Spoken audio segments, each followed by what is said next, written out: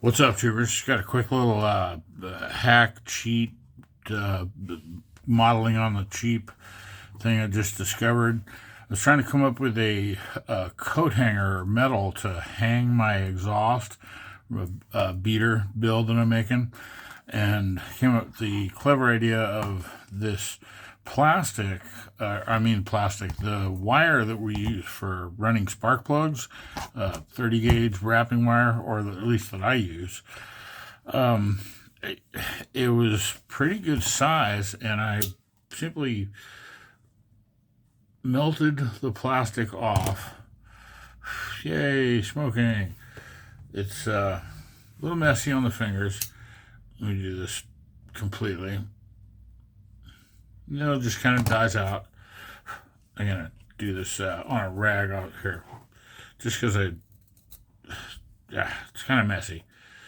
So you'll want to wash your hands afterwards. Where'd it go? Stuck on my shirt.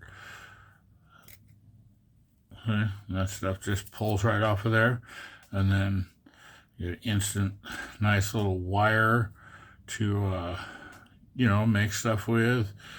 I started going, as I was twisting around looking, I thought, oh my gosh.